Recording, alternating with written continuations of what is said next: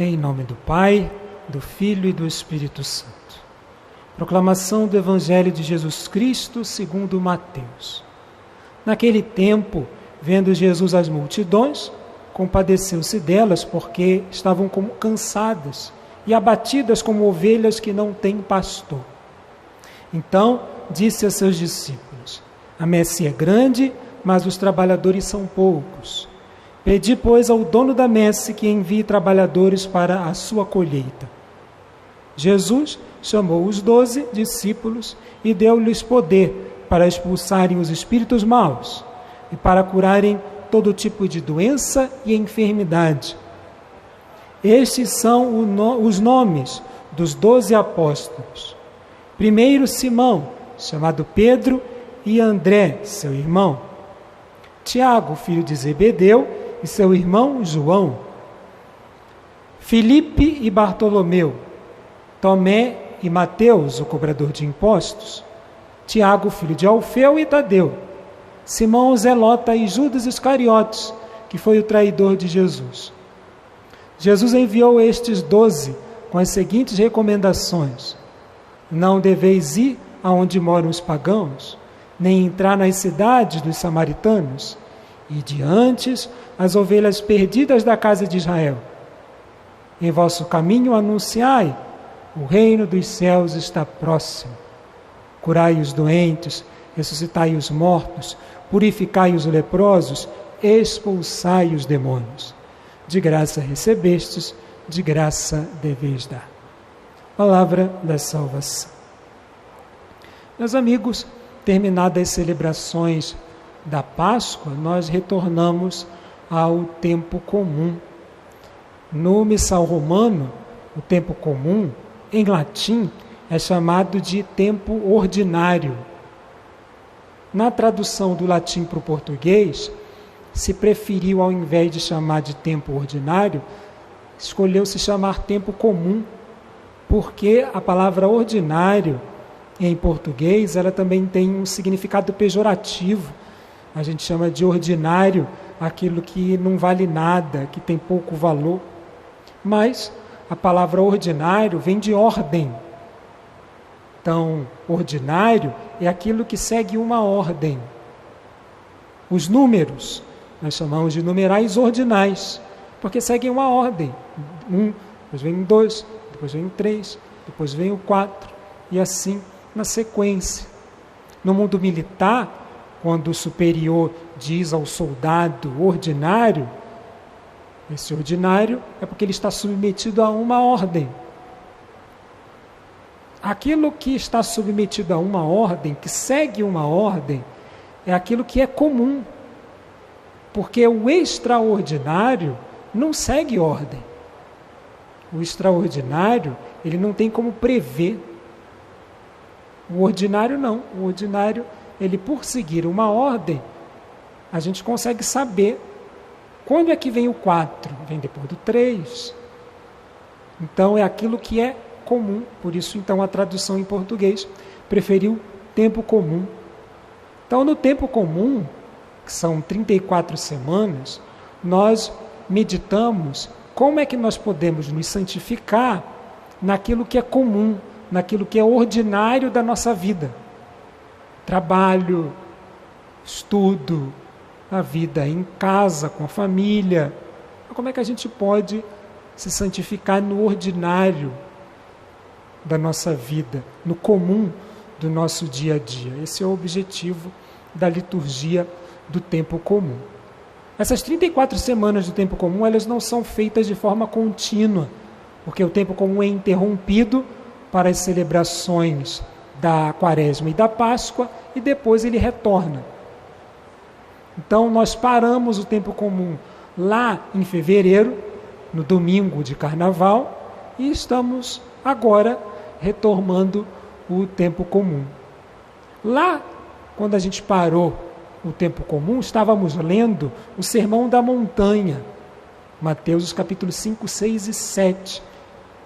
No Evangelho de Mateus, Jesus faz 5 sermões, 5 pregações. O primeiro é o Sermão da Montanha, que já foi lido. E hoje, retornando o tempo comum, nós estamos lendo o segundo sermão de Jesus no Evangelho de Mateus, que é o sermão missionário, Mateus, capítulo 10. E hoje a gente tem o iniciozinho do sermão, e não apenas o início do sermão, mas também aquilo que motivou Jesus a fazer esse sermão, que é o finalzinho do capítulo 9, e depois então o sermão missionário, que é todo o capítulo 10.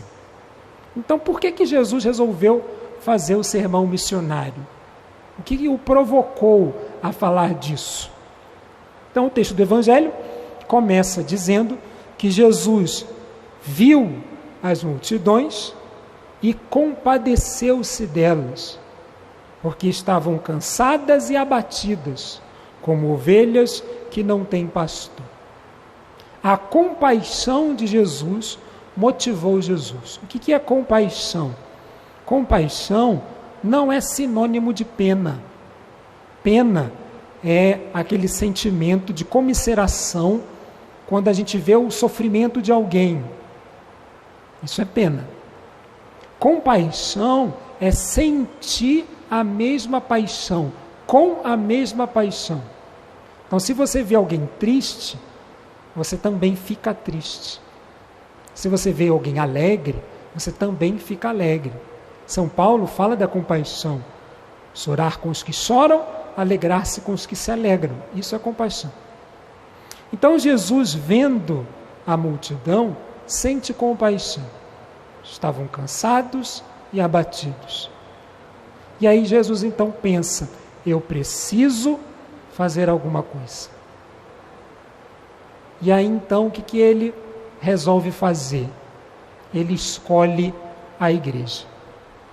Reparem que a escolha da igreja é para cuidar daquela multidão que Jesus então sente compaixão. A igreja é escolhida, é designada para cuidar da multidão. Então a igreja é, por natureza, por essência, missionária, chamada a ir onde estão as pessoas que precisam ser cuidadas. O Papa Paulo VI fala isso na carta encíclica Evangelii Nuntiandi. A essência da igreja é ser missionária. E aqui que vem o primeiro elemento da nossa reflexão desse domingo. Quando a gente fala em igreja, a gente pensa, igreja é o lugar de rezar. Não, nesse caso não. Em primeiro lugar, a igreja é o lugar da missão. É uma questão de ordem, e de novo, ordem, ordinário, comum. É claro que a igreja é o lugar de oração. Jesus vai falar disso quando ele expulsa os vendilhões do templo, e ele diz, a casa do meu pai é a casa de oração. É claro que a igreja é a casa de oração. Mas antes, por ordem, antes de ser a casa de oração, a igreja é o lugar da missão. A igreja é escolhida para cuidar daqueles que precisam. Jesus viu a multidão, sentiu compaixão e escolhe a igreja para cuidar daquela multidão. Ser missionário é estar onde as pessoas precisam. Então, a igreja é escolhida para estar onde precisa dela. E é escolhida para isso. Então, o sermão missionário, ele começa com essa motivação. Jesus viu a multidão, sente a compaixão, escolhe a igreja para cuidar daquelas pessoas e começa então a dar as instruções para que a igreja possa ser missionária. E aí começa o capítulo 10. Então, a primeira instrução que Jesus dá aos discípulos: não ir no território dos pagãos. Ide primeiro as ovelhas perdidas da casa de Israel. Veja, mais uma vez uma ordem. Jesus estabelece uma ordem. Primeiro, ide as ovelhas perdidas da casa de Israel. No final no finalzinho, nos últimos domingos da Páscoa, a gente falava disso, que depois de Pentecostes, aí sim a igreja expande o evangelho para fora de Israel. Mas nesse primeiro momento, ide primeiro as ovelhas perdidas da casa de Israel. Por que Israel? Porque Israel é o povo da aliança. São Paulo fala disso. Eles têm a primazia. Então, a primeira instrução é: ide primeiro as ovelhas perdidas da casa de Israel. A segunda instrução: levar o reino de Deus. O reino de Deus está próximo de vós. Curar os doentes, ressuscitar os mortos, purificar os leprosos e expulsar os demônios. A igreja, ela deve cuidar das pessoas, não apenas nas suas necessidades materiais, mas também nas suas necessidades espirituais. A igreja é aquela que perdoa pecados, é aquela que cuida da vida espiritual, que cuida da vida de oração, mas a igreja também é aquela que cuida da parte material. Levar o reino de Deus, curar os doentes. No capítulo 25 do Evangelho de Mateus, Jesus vai dizer: eu tive fome e me deste de comer, sede me deste de beber, nu e me vestistes. Então, cuidar das pessoas é ser igreja missionária. A gente pensa em missão, né? Ir para um lugar longe. Mas missão é cuidar de quem precisa de você, seja espiritualmente ou seja materialmente. A terceira instrução é a gratuidade. Não exigir pagamento. De graça recebestes, de graça deveis dar.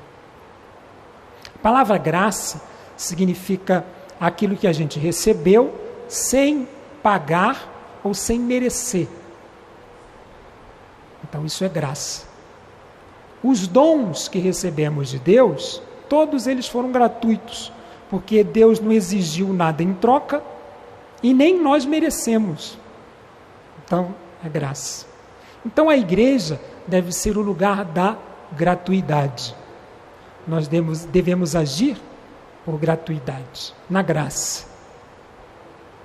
Infelizmente, na nossa relação humana, a gente sempre exige do outro que o outro nos reconheça, que o outro nos retribua, ou pelo menos que o outro nos agradeça.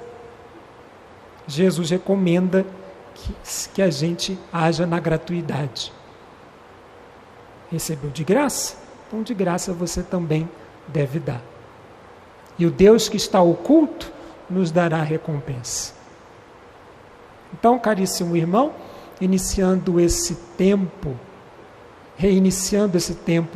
comum, com o Sermão da Montanha, com o sermão missionário, que a gente aprenda a sermos missionários, a cuidarmos mais uns dos outros, a sermos mais compassivos, como o Senhor foi conosco.